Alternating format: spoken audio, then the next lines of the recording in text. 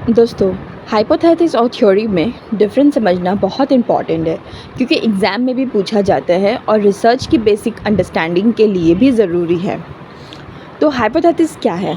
Simple word में समझे तो हाइपोथेसिस एक एडुकेटेड गेस या टेंटेटिव प्रेडिक्शन होती है जिसे हम टेस्ट कर सकते हैं। मान लीजिए आपने ऑब्ज़र्व किया कि जो स्टूडेंट ज़्यादा पढ़ाई करते हैं उनके मार्क्स भी ज़्यादा आते हैं। अब आप एक स्टेटमेंट बनाते हैं, जितने ज़्यादा घंटे स्टूडेंट्स पढ़ाई करेंगे उतने ही अच्छे मार्क्स लाएंगे।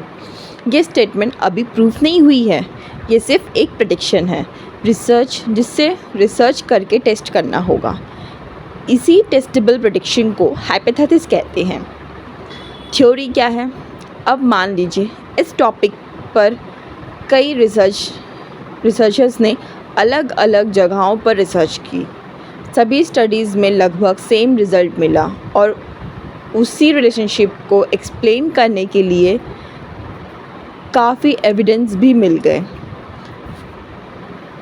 जब किसी एक्सप्लेनेशन को बार बार टेस्ट किया जाता है और उसके सपोर्ट में बहुत सारे साइंटिफिक एविडेंस मिल जाते हैं तब वो थ्योरी बन जाती है।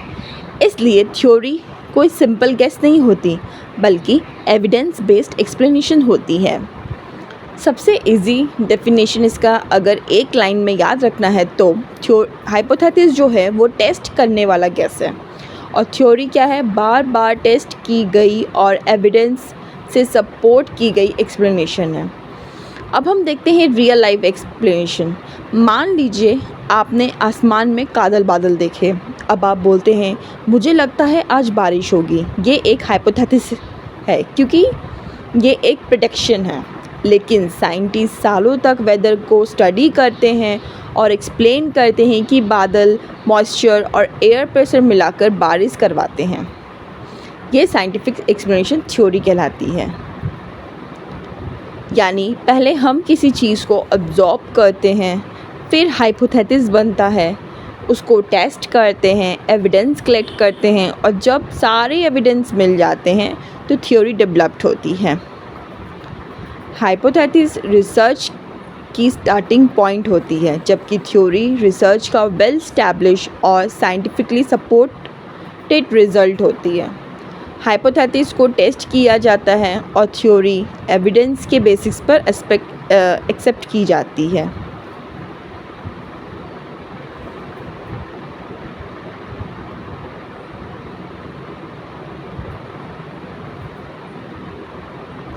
आई होप ये वीडियो आपके लिए हेल्पफुल होगा।